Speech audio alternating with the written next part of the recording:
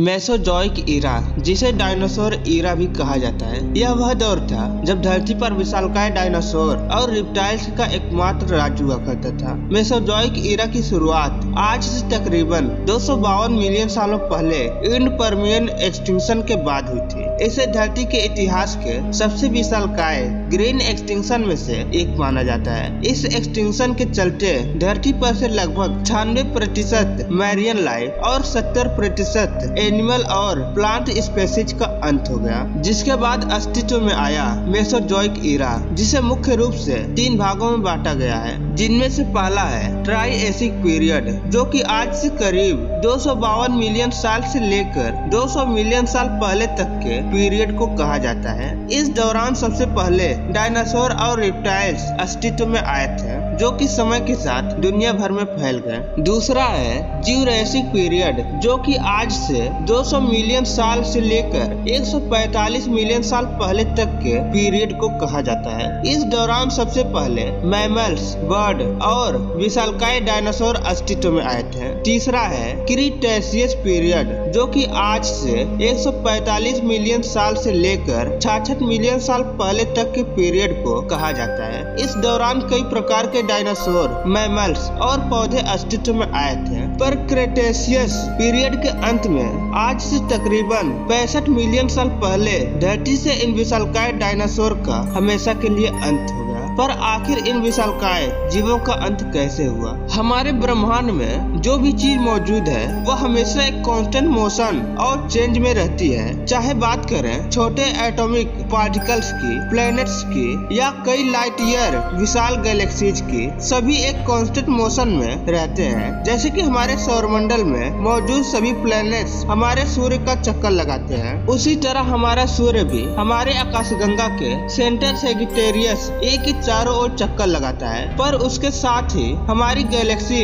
Milky वे, जो कि कई लाइट ईयर विशाल क्षेत्र में फैली हुई है, वह अपने ऑर्बिट में घूम रही है और साथ ही तेज गति से यूनिवर्स में मोशन भी कर रही है। हमारा सूर्य, जो कि हमारे आकाशगंगा मिल्की वे के सेंटर सैजिटेरियस ए का चक्कर लगाता है, उसे अपना एक चक्कर पूरा करने में करीब 225 मिलियन सालों का समय लग जाता है। यानी हमारे सूर्य ने अपने जन्म के बाद से केवल 19 बार ही हमारे गैलेक्सी के सेंटर का चक्कर लगाया है। आज से करीब 240 मिलियन साल पहले जब डायनासोर ने हमारे धरती पर पहला कदम रखा था, तब हमारा सूर्य हमारे गैलेक्सी मिल्की वे के दूसरी तरफ मौजूद था और आज से करीब 20,000 साल पहले मानव के उत्पत्ति के बाद से यह करीब 1% भी नहीं हिला है। आज से तकरीबन 6 करोड़ 50 लाख साल पहले करीब 15 किलोमीटर विशालकाय एस्टेरॉयड अचानक हमारी धरती से आ टकराया। यह टक्कर हिरोशिमा पर गिराए गए बम से भी करीब 10 अरब गुना ज्यादा शक्तिशाली था। इस एस्टेरॉयड के धरती से टकराने के तुरंत बाद ही सैकड़ों किलोमीटर तक दूर दूर तक आग का गोला फैल गया, जिसने अपने रास्ते में आने वाले जीवों को तुरंत राख में बदल दिया। इस टक्कर से समुद्र में कई मीटर ऊंची खतरनाक लहरें उठी, जिन्होंने आधी दुनिया में तबाही मचा दी। इस टक्कर के बाद निकले धूल और राख धीरे धीरे आसमान में फैल गए, जिसके कारण हमारे धरती का वायुमंडल कई महीनों तक गैस और डस्ट से पूरी तरह ढक गया, जिससे हमारे सूरज से आने वाली प्रकाश की किरणें धरती की सतह पर पहुंचना बंद कर दी, जिसने धरती के फूड क्लाइम को इनबैलेंस कर दिया। साथ ही इसकी वजह से हमारी धरती का तापमान कई डिग्री सेल्सियस तक गिर गया। अचानक आए इस महाविनाश की वजह से जीव जंतुओं और पौधों की कई प्रजातियां तुरंत ही नष्ट हो गईं। कुछ महीनों बाद धीरे धीरे पृथ्वी के वायुमंडल से गैस और डस्ट साफ हुआ और प्रकाश की किरणें धरती पर पहुंचने लगी। लेकिन उसके बाद ग्रीन हाउस गैसेज, जो कि पृथ्वी के वायुमंडल में पहुंच गई थी, उन्होंने अचानक पृथ्वी को बहुत गर्म करना शुरू कर दिया। तापमान में आए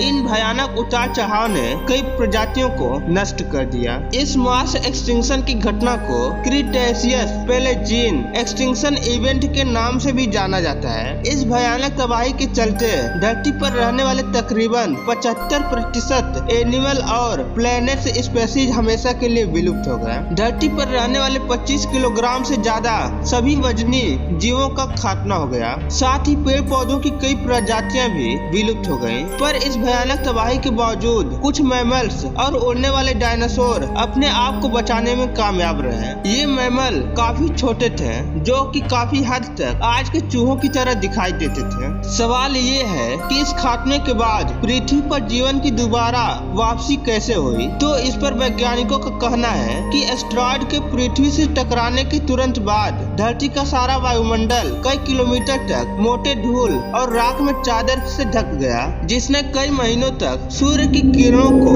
धरती पर पड़ने नहीं दिया। इसकी वजह से धूप पर निर्भर रहने वाले पेड़ पौधे कुछ दिनों के बाद मर गए और इसकी वजह से धरती पर खाने का संकट आ गया और धीरे धीरे सभी जीव जंतु मरने लगे। धरती पर दोबारा जीव जंतु को फलने फूलने में काफी समय लगा। एस्टेरॉयड के टकराने के करीब 1 लाख साल बाद जंगलों में पेड़ों का विस्तार हो गया और छोटे छोटे चूहे जैसे दिखने वाले मैमल्स का वजन मध्य और उत्तर अमेरिका में पाए जाने वाले रकून के बराबर हो गया। इससे करीब 3 लाख साल बाद अखरोट के पेड़ों की विविधता शुरू हो गई थी। नए स्टडी के मुताबिक मैमल्स पेड़ों पर विकसित हो रहे थे और धीरे धीरे उन्होंने 2 पैरों पर चलना शुरू कर दिया। उम्मीद करता हूँ दोस्त आपको हमारी वीडियो से पता चल चुका होगा कि डायनासोरों का अंत कैसे हुआ और कैसे हम इंसानों का अस्तित्व वजूद में आया।